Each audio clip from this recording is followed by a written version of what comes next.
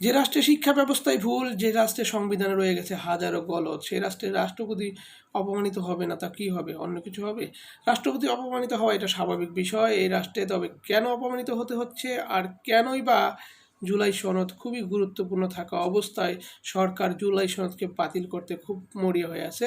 তো বিষয়ে আলোচনা করার আগে একটু আগে এই ভিডিওটা দেখে নিই, তারপরে বিস্তারিত আলোচনা করছি।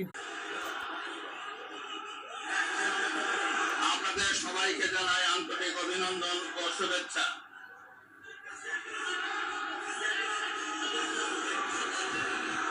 জনাব স্পিকার, দ্বাদশ জাতীয় সংসদের এই উদ্বোধনী অধিবেশনে বাংলাদেশের ইতিহাসের এক ঐতিহাসিক মুহূর্ত। তো কি বুঝলেন? এ হচ্ছে আমাদের রাষ্ট্রপতি এবং তার অপমানের নমুনা, যা আজকে সারা বিশ্ববাসী দেখছে। লজ্জায় লজ্জিত হয়ে মাথা ডেকে ফেলার মতো অবস্থা। কিন্তু কিন্তু লাভ কি? লজ্জা তো নারীর ভূষণ। শিক্ষা আমাদের শিক্ষিত করা হয়েছে, লজ্জা হচ্ছে শুধুমাত্র নারীর ভূষণ। পুরুষের লজ্জা থাকতে নেই, রাষ্ট্রের তো নামই নেই। রাষ্ট্রের কেন লজ্জা থাকবে না? রাষ্ট্র হবে নির্লজ্জতার চরম পর্যায়ে, যার কারণেই আমাদেরকে নির্লজ্জতায় অনেক কিছু দেখতে হয়েছে, আরও হতে পারে স্বাভাবিক। আমরা সেই 2009 সালে বিডিআর বিদ্রোহের কথা ভুলে যেতে পারি না, যেই কারণে রাষ্ট্রের লজ্জা যখন থেকে পুরোই নির্লজ্জ হয়ে গেছে।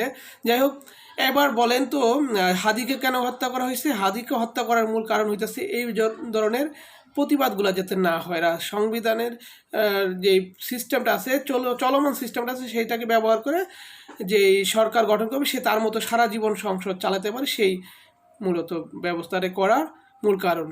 কিন্তু হাদি একজন মারা গেছে, আরও হাদি জন্ম নিছে। আল্লাহর রহমতে জুলাই কিন্তু মরবে না। জুলাই থেকে অনেক কিছু তৈরি হবে। জুলাই সনদ হলে কি হতো না? জুলাই সনদ হলে মূলত রাষ্ট্রপতির ভারসাম্য ঠিক থাকতো, রাষ্ট্রপতি এবং প্রধানমন্ত্রীর মধ্যে একটা ইনব্যালেন্স থাকতো, রাষ্ট্রপতির একটা সমান মর্যাদা থাকতো। রাষ্ট্রপতিকে বলা হয় the first citizen of country. যদি প্রথম ব্যক্তি হয় রাষ্ট্রের প্রধান ব্যক্তি হয় রাষ্ট্রপতি, তাহলে তার এই ধরনের অপমান কেন?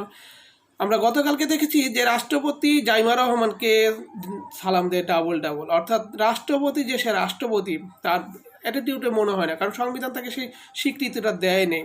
তারপর প্রধানমন্ত্রীর পাওয়ার সর্বোচ্চ করে রাখা হয়েছে। এগুলো হচ্ছে একটি রাষ্ট্রকে ইনভ্যালেন্স করার মূল পায়তারা এবং সেই মূল শক্তি, যেখান থেকে বের হয়ে আসতে হলে জুলাই সনদের কোনো বিকল্প নাই।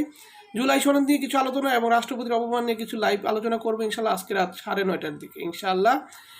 তারাবির নামাজের পর সবাই সাথে থাকবেন ইনশাল্লাহ। আসসালামু আলাইকুম।